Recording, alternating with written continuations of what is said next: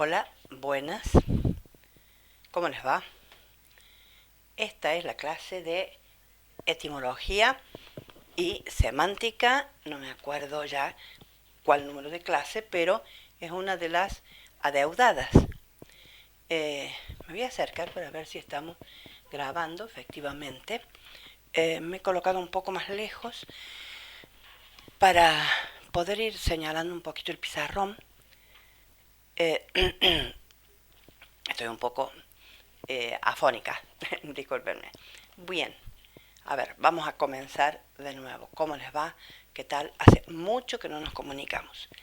En la última clase que habíamos visto, habíamos empezado a hablar de el texto que una de ustedes me había sugerido, ¿se acuerdan? De Daniel Balmaceda, Historia de las Palabras, y había tomado dos de los capítulos, digamos, que él toma, y a través de él voy a tratar de ampliar etimología y semántica para que resulte un poco más agradable siguiendo una historia y no hacerlo de forma lineal, es decir, colocarle las palabras y hablarles acerca de las palabras, sino que voy a ir siguiendo la historia, la propia historia de él.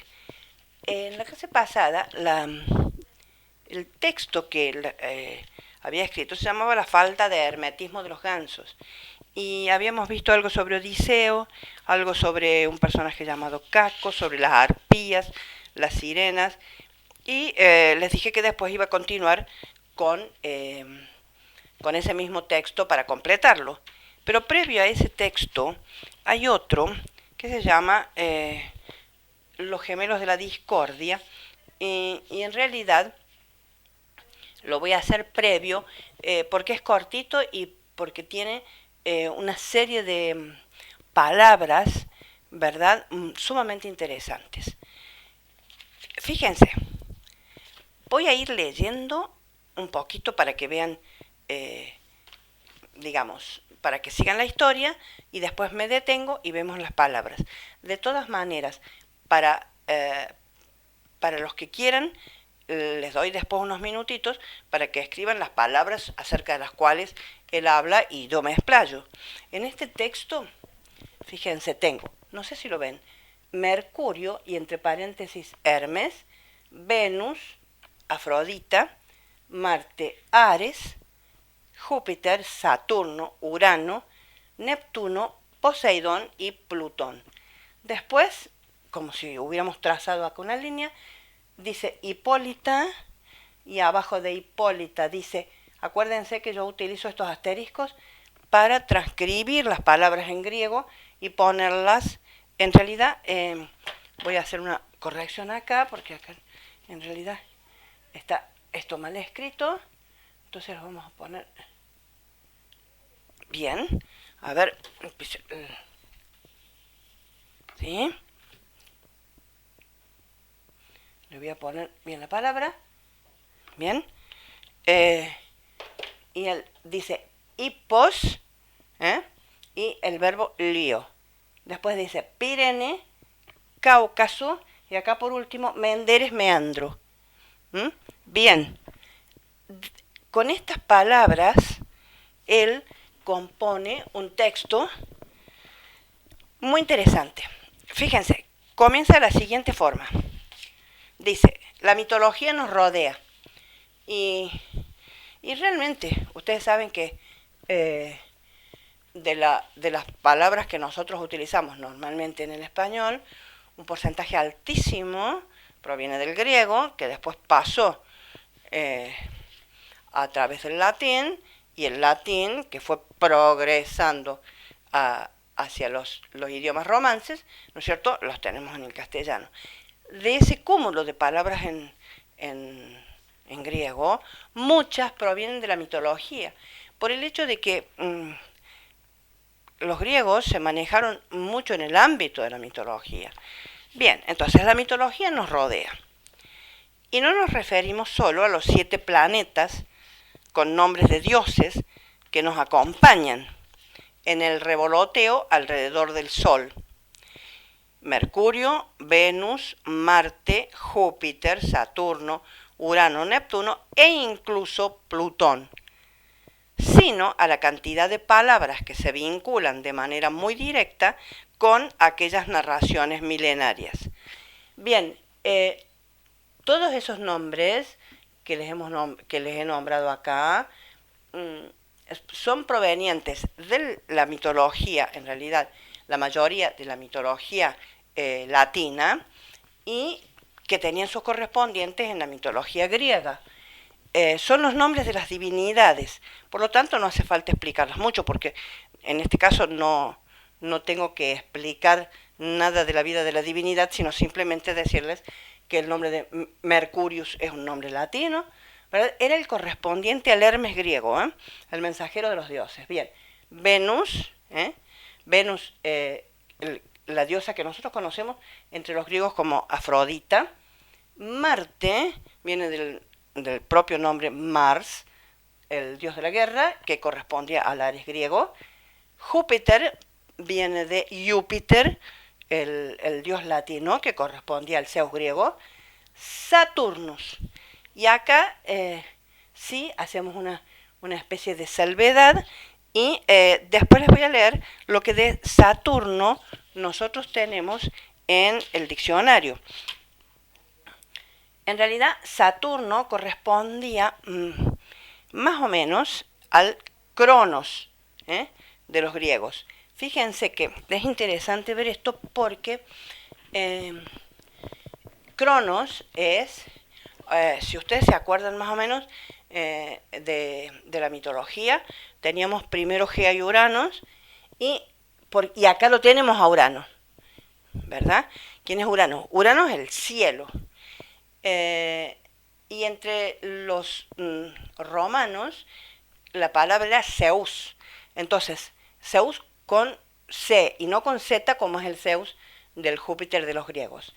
Pero Saturno correspondía más o menos al Cronos. Es decir, si correspondía a Cronos, le tenemos que dar la idea de temporalidad, porque era la idea que los romanos tenían del Cronos de los griegos, ¿verdad? Pero Saturno en realidad era una divinidad, un genio protector de la agricultura, de la tierra labrada. Eso era Saturno.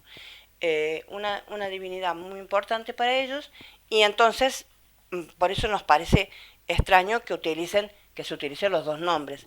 Es que Saturno correspondía a esa divinidad de la agricultura y Uranos al Uranos griego, y lo conservan los romanos con ese nombre, la parte del cielo. Después viene Neptuno, que era el correspondiente a Poseidón, el dios de las aguas, y por último Plutón. Plutón es una palabra griega, realmente, Plutos, que significa el rico, obviamente. Entre los griegos, nosotros tenemos una divinidad que es Hades, que ese nombre no pasó al latín porque no les interesó, pero sí les interesó la connotación que tenía Hades, digamos, el epíteto que se le colocaba a Hades, que en un determinado momento pasó casi a reemplazar el nombre de la propia divinidad, y que es este adjetivo Plutos, y que significa el rico. ¿Por qué?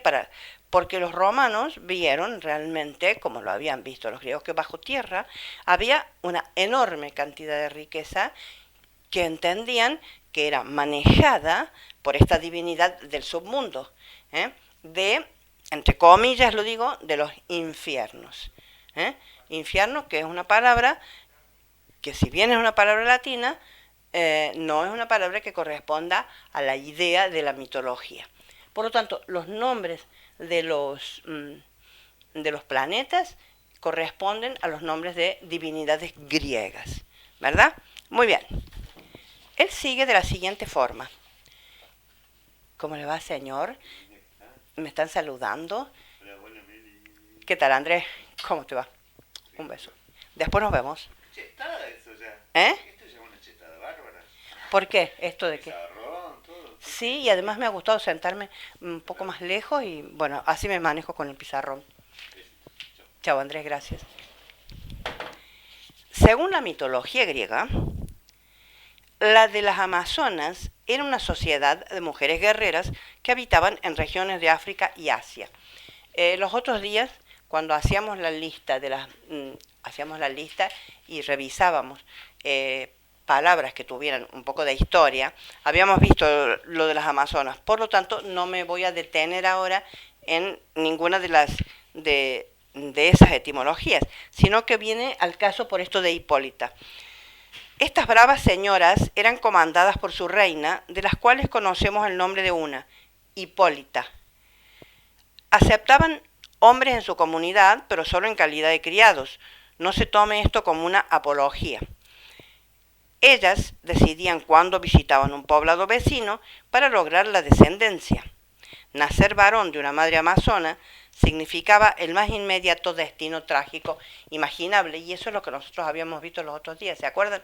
Bien, pero lo que me interesa es la palabra Hipólita. Hipólita fue una de las reinas de las Amazonas.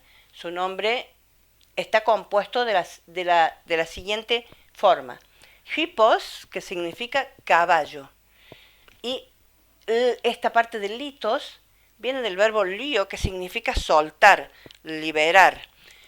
¿Qué significa el nombre? Entonces, en realidad fue primero utilizado entre los varones, Hipólito, ¿verdad?, como nombre para los guerreros que estaban encargados de soltar, liberar los caballos en el momento de la guerra. Por lo tanto, es un nombre muy fuerte y de hecho, al atribuírselo a Hipólita, le están dando realmente una categoría muy importante, porque es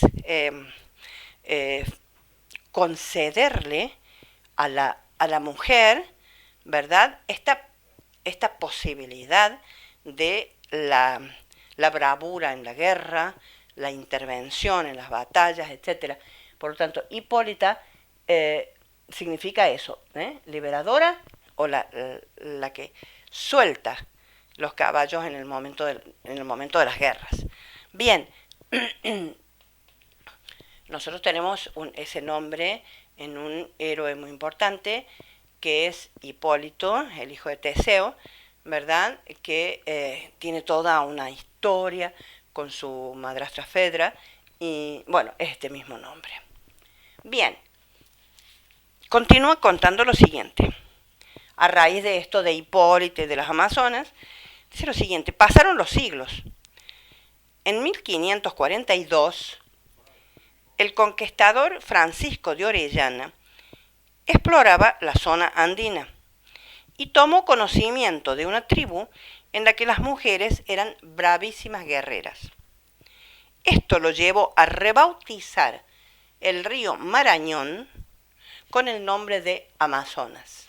Entonces, una parte de uno de los meandros continúa llamándose Marañón, pero este río importantísimo, que según Orellana pasaba por esta zona donde existía esta tribu de mujeres guerreras, entonces lleva el nombre de Amazonas. Otra de las historias de la mitología griega cuenta que Hércules, ¿ustedes se acuerdan de Hércules, el gran héroe, digamos así, de los griegos, Heracles, ¿verdad? Un día Hércules se embriagó y abusó en forma violenta de Pirene. ¿Quién era? Acá tiene el nombre, Pirene. Pirene era una princesa de la zona de Narbona. Narbona es una región del sur de Francia, ¿verdad? Y cuando Heracles iba pasando hacia el norte para llegar al árbol de las manzanas divinas, ¿no?, al árbol de las Hespérides, ¿verdad?, pasa por esa región, se encuentra con esta princesa, hija de un rey muy importante en Narbona, y le gusta, obviamente, y la viola de forma muy violenta. Ella dio a luz a una serpiente. Asustada, huyó a las montañas donde la despedazaron las fieras. Hércules encontró el cadáver y acongojado denominó Pirineos a las montañas cercanas. O sea que el nombre de los Pirineos viene de Pirene, que es un nombre griego, el nombre de esta princesa, y bueno, el nombre que en la mitología fue puesto por Heracles. Fíjense que le está tomando en este capítulo muchísimas cosas de geografía en general. Otro infortunado de la mitología fue un pastor llamado Cáucaso, nombre pero griego neto, Cáucasos, así de esa forma, que fue asesinado por Cronos. O sea que en una oportunidad fue Zeus quien en su memoria le puso el nombre del pastor a la cordillera.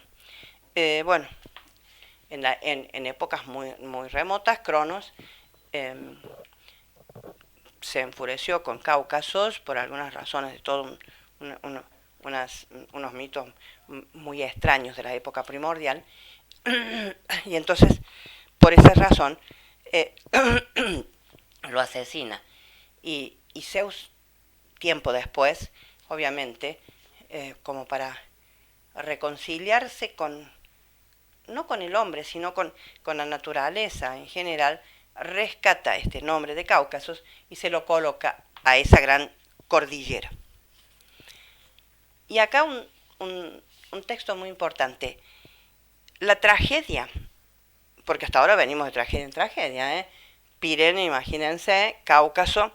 Bien, la tragedia también estuvo presente cuando Egeo, rey de Atenas, esperaba en la orilla el regreso de su hijo Teseo de su expedición a Creta, donde había enfrentado con éxito al terrible Minotauro.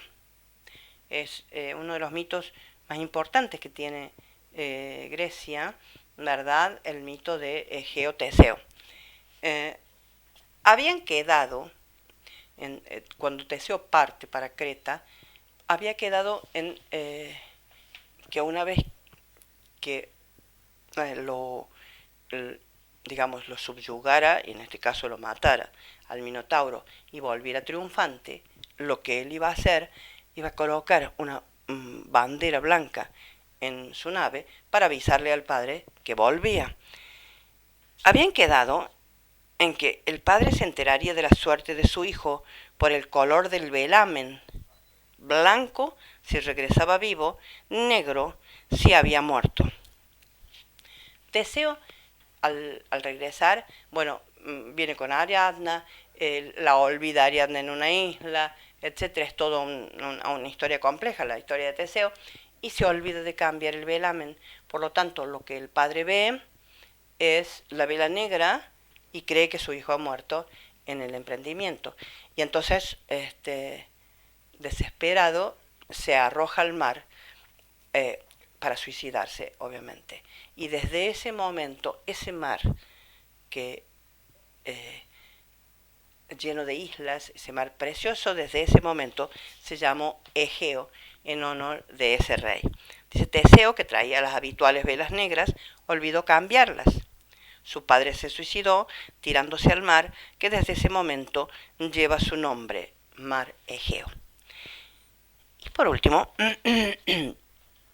aquí he puesto Menderes y Meandro.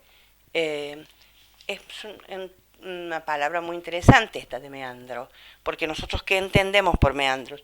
Recodos y curvas que tenga, ¿verdad?, un río que sea medianamente sinuoso. Y fíjense de dónde viene. Uno de los ríos que desembocan en el Egeo es el Menderes, vecino de la ciudad de Mileto, al oeste de Turquía, cuya historia mitológica tiene como trágico protagonista a Meandro, personaje quien había prometido a la diosa Hera honrarla mediante el sacrificio de la primera persona que encontrase si vencía a invasores que estaban asolando su reino. La fortuna le permitió derrotarlos, pero la fatalidad hizo que esa primera persona que se cruzara con él de regreso a su patria fuera uno de sus hijos. Más o menos parecido a esta historia de padre e hijo de Egeo y Teseo, ¿verdad? Muy bien, entonces, lógicamente, tuvo que cumplir su promesa y acto seguido se suicidó lanzándose al río Abebesión, que a partir de ese momento tomó su nombre, el nombre de Menderes o Meandro. Es un río sinuoso y por ese motivo se llama meandros a las curvas, a los recodos, a todos los desniveles, ¿verdad?, que aparecen en el curso de cualquier río. Bien, esto es lo que dice Balmaceda en este texto que se llama Los gemelos de la discordia y que es interesante en cuanto a que vemos que mucha mitología, ¿verdad?, ha dado lugar a la, si no a la formación, porque estas palabras ya estaban formadas, evidentemente, pero sí al uso de palabras que nosotros habitualmente estamos habituados a decir y que provienen tanto del griego cuanto del latín en sus respectivos orígenes. Bien, les voy a hacer una limpieza del pizarrón para colocarles los nombres que siguen. Vamos a ver si de alguna formita logro esto.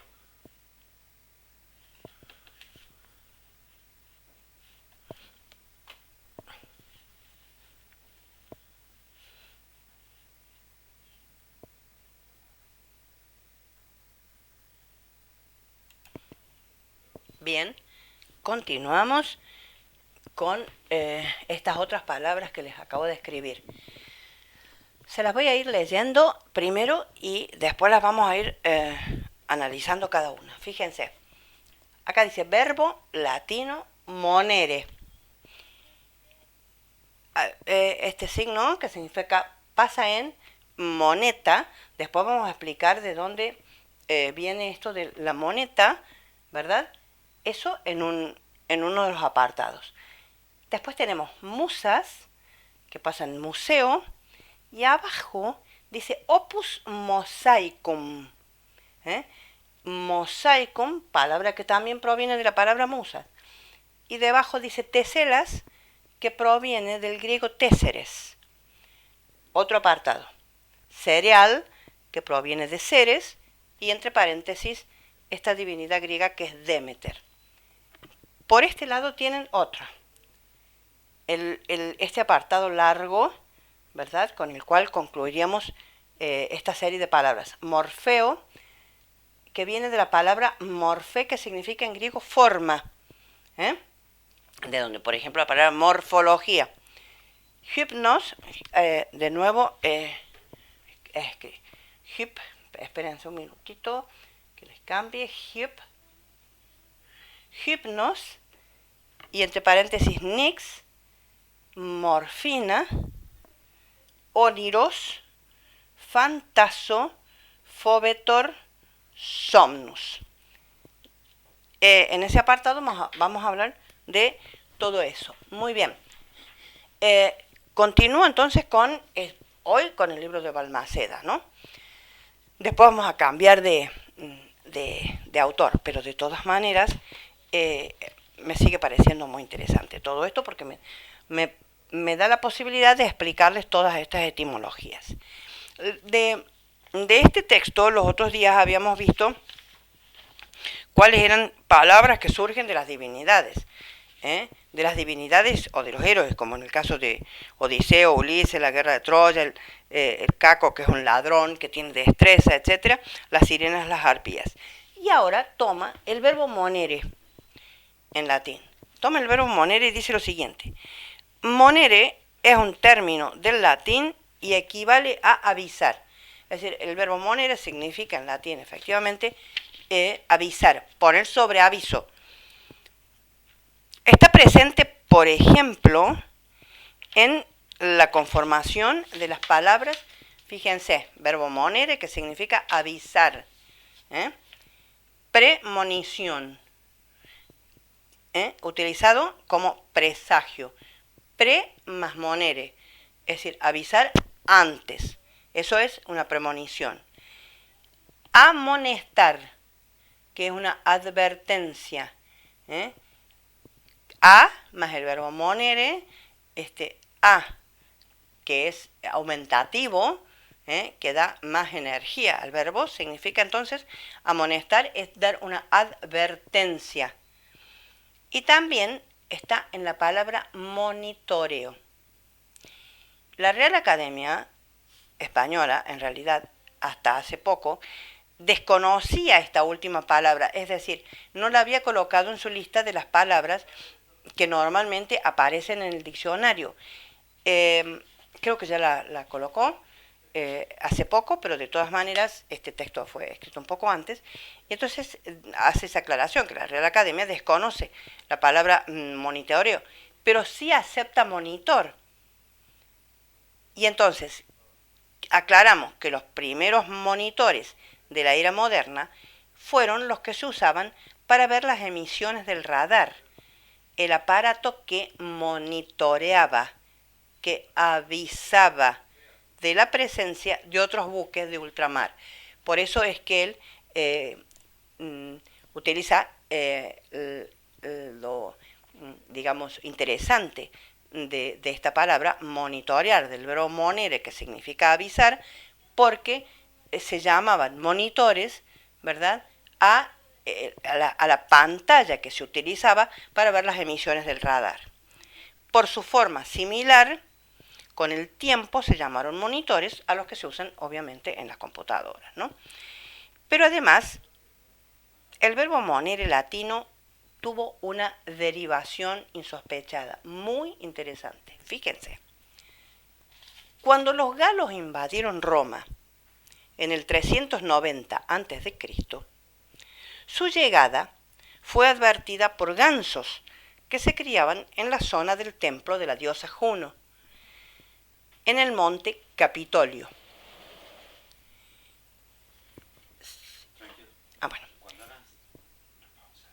Bueno, se atribuyó el aviso a una manifestación de la divinidad. Les vuelvo a decir porque interrumpí un minutito. Cuando los gansos invadieron Roma en el año 390 a.C., su llegada fue advertida por los gansos que se criaban en la zona del templo de la diosa Juno. La diosa Juno era correspondiente a la diosa Hera, la mujer de Júpiter, en el monte Capitolio. Se atribuyó el aviso a una manifestación de la divinidad. Obviamente, los gansos eran animales que se utilizaban para, digamos, descifrar no digamos el futuro, pero los acontecimientos que podían estar sucediendo o que podían llegar a utilizarse. Así se utilizaban también otro tipo de aves. Muy bien, entonces, el que los gansos gritaran y advirtieran la llegada de los invasores se tomó como un aviso de la divinidad. Entonces, el escritor Livio Andrónico bautizó a la diosa Juno como diosa Juno Moneta. Es decir, la palabra moneta, que es la palabra que ustedes tienen aquí, significa la avisadora. Y entonces le dio a esta divinidad este epíteto, Juno Moneta, es decir, Juno la avisadora. Vecina al templo había una casa en donde se acuñaban piezas de metal. Juno Moneta se convirtió en la protectora de la acuñación y cada pieza pasó a denominarse moneta, hoy moneda. ¿Qué dice el diccionario de Juno Moneta? Dice lo siguiente. A ver, ¿dónde está la Juno Moneta? Dice lo siguiente. Moneta o la avisadora es el sobrenombre de la Juno que se honraba en la cumbre septentrional del Capitolio, en Roma. Se la había llamado así porque cuando la invasión de los galos en el 390, las ocas sagradas que se criaban junto al santuario de la diosa dieron la alarma con sus gritos cuando el enemigo trataba de ocupar por sorpresa la colina en un ataque nocturno. El templo de Juno Moneta se levantaba en el lugar de la morada de Matio Capitolino, el defensor del Capitolio, que había sido derrocada al ser condenada a muerte, al ser condenado a muerte su propietario, por infundir sospechas de que aspiraba a la monarquía. En este templo se acuñaba la moneda. Se contaba que cuando la guerra contra Piro, los romanos, temiendo que les faltase dinero, habían pedido consejo a Juno. Ésta les respondió que nunca carecerían de él si regulaban sus guerras de conformidad con la justicia. En agradecimiento por este consejo, se había concedido que la acuñación de la moneda se haría siempre bajo los auspicios de esta diosa. Como ven, vamos corroborando el comienzo de la moneda, que viene de esto de la divinidad avisadora. Bien. Después tenemos la palabra musa, museo, opus mosaicum, teselas y téseres. ¿Qué dice al respecto Balmaceda? Los primeros museos que existieron eran edificios destinados al estudio de las artes y las ciencias. Luego se convirtieron en espacios para atesorar colecciones, pero es por su primer fin que recibieron el nombre, ya que museum era el santuario de las musas. Sus pisos y paredes se adornaban con obras realizadas con piedras, piedrecillas y vidrios que fueron llamadas mosaicos. En realidad, lo primero que se dijo en relación a estas piedras a que las obras estas que se hacían con vidriecitos se llamaban opus mosaicum, es decir, obra en relación a las musas, ¿verdad? ¿Qué es lo que eran estos opus mosaicum? Estas obras para reverenciar a las musas, o bajo la protección de las musas, o en honor de ellas. En una especie de plancha de yeso, cemento o arcilla, se colocaban teselas, que son trocitos de vidrio, de cerámica, de mosaiquitos, con los cuales se hacían estas obras como texto, como cuadros, ¿verdad? Muy bien. Teselas, que son estos vidriecitos, viene del griego téseres, que significa precisamente eso, trocito de vidrio. Muy bien, eso me pareció también muy interesante, y de ahí que de opus mosaicum pasará a mosaibius y después mosaico en castellano. Y después tenemos aquí en esta última fragmentito, digamos así, la palabra cereal. La palabra cereal también integra este grupo de palabras que surgen de una divinidad. Cerealis era todo aquello que provenía de la diosa Ceres, la diosa de la agricultura. Acá, la diosa Ceres es una divinidad muy importante porque es la diosa de la tierra labrada. Era casi la correspondiente a la Demeter griega, más o menos. Porque fíjense que nosotros tenemos, por ejemplo, Gea, que es la tierra. Telus, ¿verdad? Que es el lugar donde pisamos.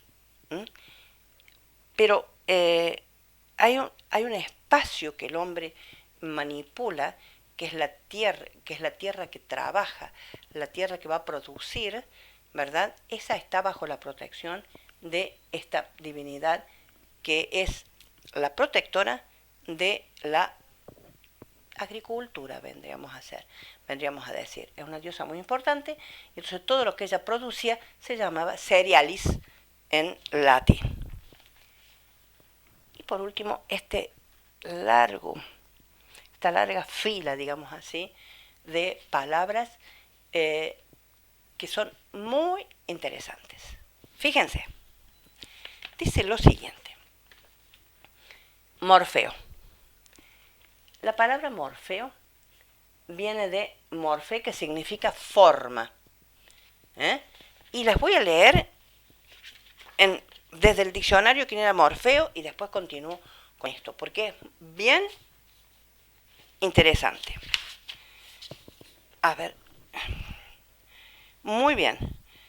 Morfeo, ese es su nombre, ¿eh? Es uno de los 1000 hijos del sueño de Hypno. Su nombre deriva de la palabra griega que significa forma e indica precisamente su función. Está encargado de adoptar la forma de seres humanos y mostrarse a las personas dormidas en sueños. Como la mayoría de las divinidades del sueño y de los ensueños, Morfeo es alado. Posee grandes alas veloces que se agitan sin ruido y lo transportan en un instante a los confines de la tierra.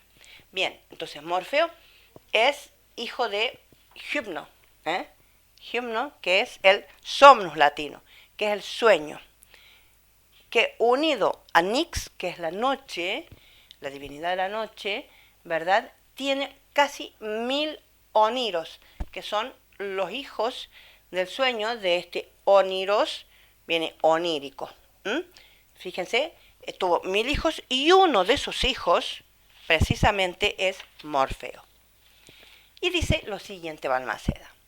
Morfeo era hijo del sueño, Hypnos para los griegos, Somnus para los romanos, y su nombre está relacionado con las formas. Podemos advertirlo en palabra como amorfo. ¿Qué significa amorfo? A, negativo en este caso, no como advertir con esta A de intensidad, o como amonestar, sino con lo que se llama alfa privativa, entonces amorfo sin forma. Morfología, que es el tratado de la forma, o isomorfo, que significa que tiene una forma igual, de igual forma. Morfeo se incorporaba a los sueños de las personas y se encargaba de adoptar formas diversas para interpretar 1001 papel. Ese fue el motivo por el cual se denominó morfina, ¿ven?, al alcaloide que induce al sueño. Un químico alemán en 1806 elige esta palabra morfina para este alcaloide. Fíjense que morfina utiliza la palabra morfe de forma y este sufijo ina como aspirina, por ejemplo, como vitamina, de esa forma. Y entonces lo interesante de esto es que Morfeo utilizaba diferentes formas, pero siempre en relación al ser humano. Es decir, su manera de presentarse era antropomorfa. No se presentaba de otras formas. Evidentemente, era la forma como la divinidad trataba de contactarse con el ser humano para advertirle, contarle, avisarle ciertas y determinadas cosas. Y de ahí viene estar en brazos de Morfeo, esa frase que nosotros utilizamos normalmente. Y era muy tenido en cuenta Morfeo en los santuarios o en los oráculos, como en el caso del santuario hospital, digamos así, dedicado a Esculapio, donde se trabajaba mucho el tema del sueño y donde se utilizaban muchos opiáceos, obviamente, ¿no?, para la inducción al sueño, para curar enfermedades. Es decir, se hacía todo un proceso, un protocolo, digamos así, que se mantenía cada vez que una persona se presentaba enferma, y entonces a través de baños, a través de masajes, etcétera, y a través de la inducción al sueño. Y sí me parece interesante es que cerca de los templos de Esculapio se cultivaban mucho adormideras, muchas plantas de adormidera que son realmente de donde se puede obtener estos inductores del sueño. Pero le cierro con lo siguiente. Si nosotros decimos que Morfeo es ese ser que se aparece en los sueños bajo la forma de ser humano, también existían otros dos oniros, o sea, otros dos hijos de Hypnos, que se llamaban Phantaso y Phobetor. Phantaso y Phobetor. Son también dos oniros, pero que no se aparecen en forma de ser humano, sino que se aparecen en forma de plantas o de animales. Y entonces ahí, fíjense, la palabra fantaso, que es uno de estos seres que se nos aparecen en los sueños, viene del verbo, en realidad, de un verbo griego que significa brillar, que es el verbo phaino, de donde tenemos epifanía, ¿verdad? Pero si nosotros lo decimos en otra forma del verbo, que es phainomai, significa aparecer, significa dejarse ver, presentarse. De ahí el nombre de fantaso. Fíjense que de este mismo verbo phaino tenemos la palabra phainómenos, fenómeno. Y tenemos, bueno, como les dije, phaino, de la palabra epifanía. Y tenemos un término que es fotos, que en griego significa luz, que es la palabra que en latín nosotros utilizamos como lux, ¿verdad? En griego la palabra es phos, y de donde tenemos la palabra fósforo, de esa misma palabra. Muy bien, y también tenemos de este mismo verbo phainomai, fantasma, y la palabra fantasía. Fíjense de todo esto, de esta mezclita, todas las palabras que podemos ir viendo. Fantaso del verbo phaino, de donde epifanía, phainomai, de donde tenemos fantasía, fenómeno, phos, que significa luz y que nos da fósforo, y de phobetor, ¿no es cierto?, significa, en realidad, phobetor viene de phobos, viene del verbo phobeo, que significa asustar, provocar terror, hacer huir, phobetor, ¿ven? Phob, bien, y esta desinencia como sufijo que significa el que produce algo, por lo tanto phobetor es el que produce terror, es el que produce realmente los sueños que realmente que nos producen miedo. ¿Por qué? Porque es el que produce el espanto, en realidad. Muy bien. Bueno, acá tienen, lo último era la palabra somnus porque era el correspondiente al hipnos, ¿verdad? Muy bien. Así con esto, y se los repito, morfeo, que viene de morfé, hypnos, que es el sueño, somnus, que con nix tienen estos hijos que se llaman oniros, de donde tenemos onírico, ¿verdad? Tenemos también otras apariciones, digamos así, que no son morfeo, que es en forma de ser humano, sino que se aparecían en forma de animales o en forma de plantas, de otras formas de la naturaleza, que es lo que nos producen terror en phobetor y nos producen fantasía, imaginación, etcétera, en el nombre de fantaso. Bueno, creo que con todas estas palabras podemos divertirnos un poco y acordarnos realmente que cada una de las palabras que nosotros decimos tiene su peso y tiene su porqué. Y por eso es interesante ir viendo así la etimología y la significación, su origen, y ver cómo a través del tiempo estas palabras van adquiriendo su modernidad, digamos así, a través de cómo el lenguaje es un ser vivo, ¿verdad?, que va cambiando, que va mutando, que va adquiriendo historia y tiempo, las palabras exactamente lo mismo. Bueno, me voy a ir despidiendo y nos vemos en una próxima clase. Que les vaya muy bien. Vamos a ver cómo hacemos para tratar de detener esta. Me voy a poner a tiro.